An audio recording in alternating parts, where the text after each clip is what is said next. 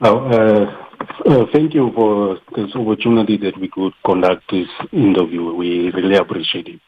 Now, the Council of Churches in Namibia, CCN, was compelled to act by the growing tide of the gender-based violence that plagued our nation recently.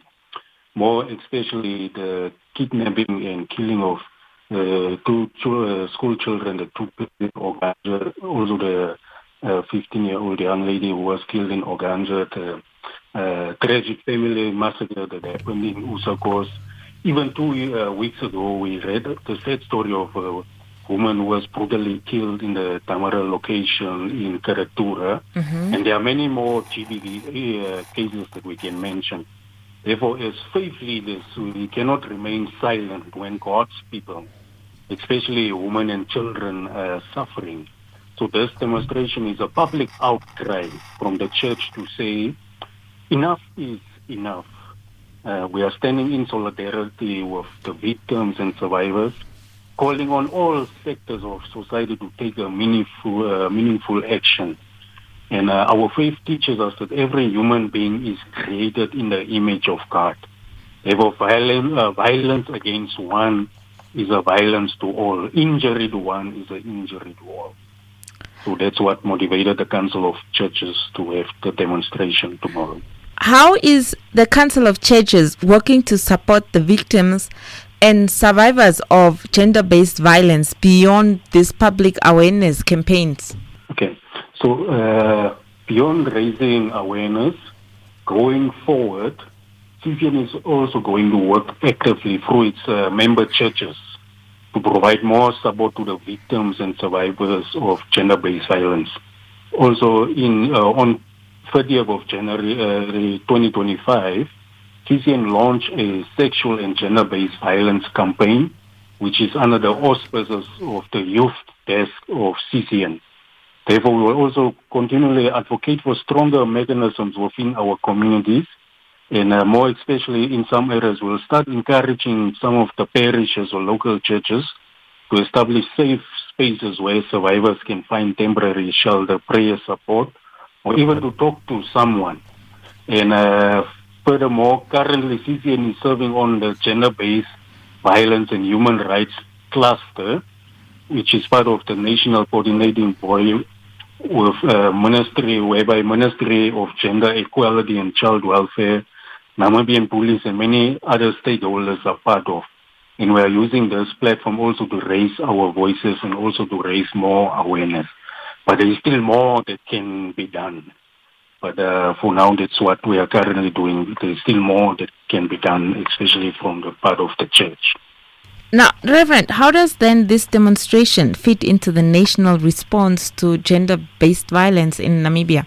Now, this demonstration is both a cry from the ground and a call to action. It complements the national response by adding the moral and spiritual voice of the church. And we also want to clarify that we are not competing with the government or any other civil society efforts, but in fact we are planning to partner with them because the church has a unique reach into communities and homes where policy alone may not penetrate, but mobilizing our parishes and congregations, we will help amplify national commitments and demand accountability from those entrusted with protecting citizens. So that's why this demonstration fits into this national response. Now, Reverend, do you have any special programs or workshops that engage men and boys, or let me say all of the community members in addressing harmful behaviors?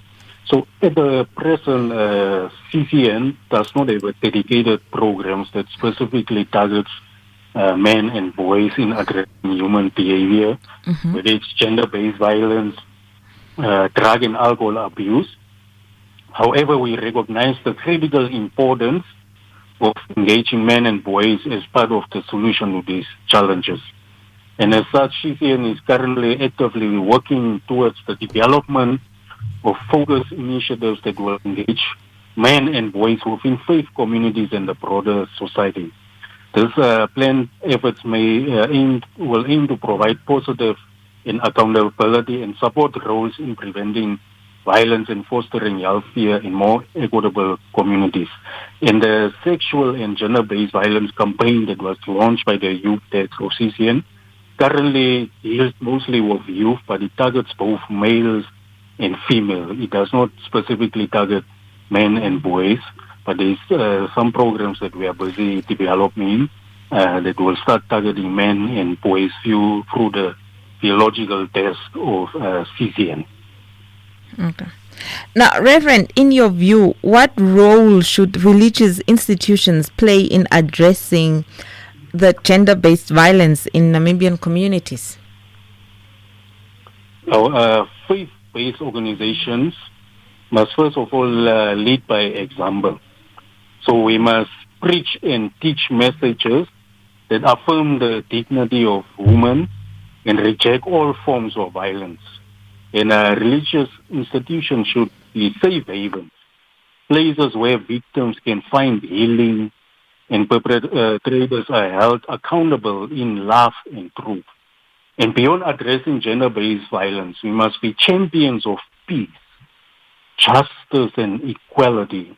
The church must be there to raise its prophetic voice, whereby we call out injustice and work for a society where every person, regardless of gender, is valued and protected.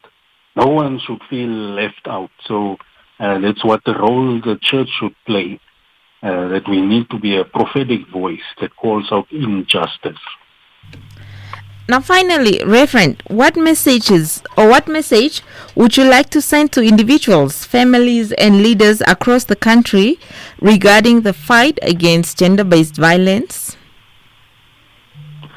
Now, thank you for this question, which is quite critical and important, not undermining the other questions, but to individuals and families, I would say that gender-based violence is not a private matter. It is a national crisis. We must break the silence in our homes and churches. If you see something, say something. To our leaders, we call on you to enforce laws, fund support services, and protect the vulnerable, not only in words but in action. And more especially to the survivors of gender-based violence. We want to tell you, you are not alone. You are not to blame. You are not invincible to God or to the church. We see you. We believe you. We stand with you. Speak out if you can. Reach out if you need help.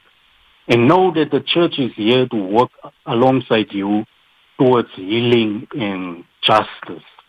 That's the message I will say to individual families and leaders across the Namibian nation. In the morning, we will have the demonstration that will start from 9 and will end around at 12 o'clock. Mm-hmm. Then in the evening, we will have the economical prayer service, which will start at 6:30.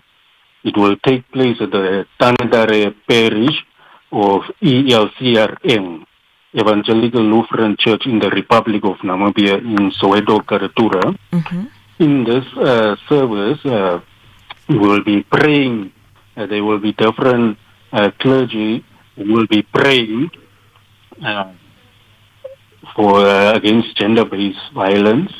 Then we will also have one of our bishops, our preachers, who will be preaching a word of comfort, a word of encouragement. So we are inviting each and every one of us to join us tomorrow at 6:30. And for those who are outside Window, also join us at the same time. That as we have gathered here in Window praying together as the church, that you will also pray in the different regions so that we will pray together as the Namibian nation. So we are encouraging each and everyone to attend also the prayer service. Whether you are going church or whether you are not going church or whatever faith you are. Gender-based violence does not discriminate. It affects all of us. So we want to encourage even our leaders, our political leaders, we want to encourage them to join us. Because and also the police, because these are something that they cannot solve alone. But we need to hold hands together as the Namibian nation to get solutions for this matter.